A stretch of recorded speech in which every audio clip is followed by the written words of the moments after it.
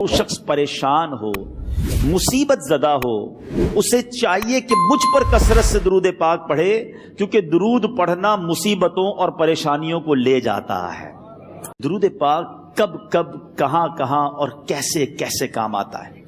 ایک بہت ہی خوبصورت واقعہ، بڑا ایمان افروز واقعہ ہے جو میں آپ کے سامنے پیش کرتا ہوں۔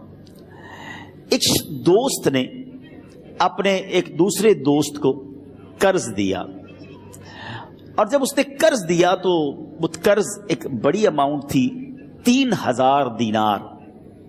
وہ ٹائم آ گیا جب اس ٹائم وہ قرض لینے کے لیے اپنے دوست کے پاس گیا کہ بھائی مجھے میرے پیسے واپس دو، تو اس نے کہا کہ پیسے تو نہیں ہے میرے پاس، میں کولیپس ہو گیا ہوں، بزنس اب میرا ختم ہو گیا ہے، میں تمہاری رقم نہیں دے سکتا۔ اس نے ایک اور ٹائم دے دیا اسے کہ ٹھیک ہے اب اتنے دنوں کے بعد میں دے دوں گا۔ وہ ٹائم بھی گزر گیا، اور جب وہ ٹائم بھی گزر گیا تو اس کے بعد اس دوست نے کہا کہ اب تو پیسے دے دو بھائی، میرا ٹائم پورا ہو گیا ہے۔ پھر نہ دے سکا ٹائم۔ آخر کار معاملہ جو ہے وہ کورٹ میں چلا گیا، قاضی کے پاس چلا گیا۔ اب قاضی نے جس کو پیسے دینے تھے اس کو بلایا اور کہا کہ بھائی آپ کو اس کے پیسے دینے ہیں؟ کہتا ہے ہاں پیسے تو دینے ہیں۔ تو کہا پھر دیتے کیوں نہیں ہو؟ کہا پیسے ہیں ہی نہیں، کاروباری ختم ہو گیا ہے، قرضہ تو لیا تھا، اب میرے پاس بچا ہی کچھ نہیں ہے۔ تو کہا اچھا اب یہ بتاؤ کہ کب دو گے، کیسے دو گے؟ اس نے کہا بس میرے پاس پیسے ہی نہیں ہیں۔ تو کہا اب تمہارے پاس 30 دن کا ٹائم ہے، 30 ڈیز میں یا تو اس کے پیسے لوٹا دو یا 30 دن کے بعد تمہیں قید کر دیا جائے گا۔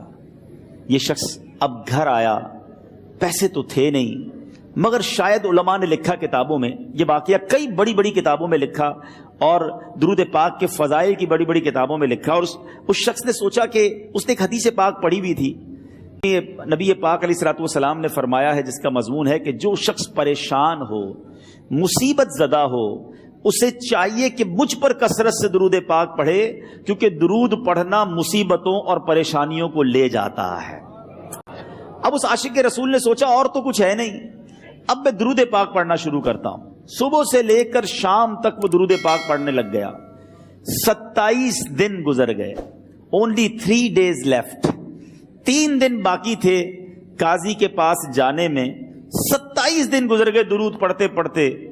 جب 28ویں رات آئی تو آنکھیں تو بند ہوئیں، مگر خواب میں اسے ایک آواز آئی، گھبراؤ نہیں، تمہارا قرضہ ادا کر دیا جائے گا، تمہارا مسئلہ سالو ہو جائے گا۔ صبح اٹھتا ہے، درود پاک پڑھ رہا ہے، مگر کہتا ہے یہ آواز سے تو مسئلہ حل نہیں ہوگا، پیغام کیا ہے اسے سمجھ نہ آیا۔ 28واں دن گزر گیا، 29ویں رات آ گئی، مگر اب آنکھیں بند ہوئیں اور قسمت جاگ اٹھی۔ نبی پاک صاحب لولاک صلی اللہ تعالی علیہ وسلم خواب میں تشریف لائے، اور پیارے آقا صلی اللہ تعالی علیہ وسلم نے فرمایا گھبراؤ نہیں، علی بن عیسیٰ وزیر کے پاس جاؤ، وہ تمہارا قرضہ ادا کر دے گا۔ اب یہ عاشق رسول صبح اٹھا تو ویری فریش، حشاش بشاش کہ اب تو کام ہو گیا، نبی پاک نے خواب میں آ کر بشارت دی ہے۔ مگر پھر ذہن میں سوال آیا کہ علی بن عیسیٰ کے پاس جاؤں گا تو ثبوت کیا ہے، پروف کیا ہوگا؟ میں جا کر اس کو کہوں گا کہ میرا قرضہ دے دو تو ایسے تو قرضہ نہیں دے دینا، اور میں نے اس کو کہا کہ مجھے نبی پاک نے خواب میں کہا ہے، اور اس نے اگر مجھ سے کوئی نشانی مانگی تو میں نشانی کیا دوں گا؟ آخری دن تھا، 29واں دن تھا، وہ بھی درود پڑھتے پڑھتے گزر گیا۔ 30th نائٹ آ گئی، صبح وہ دن ہے جب عدالت میں جانا ہے۔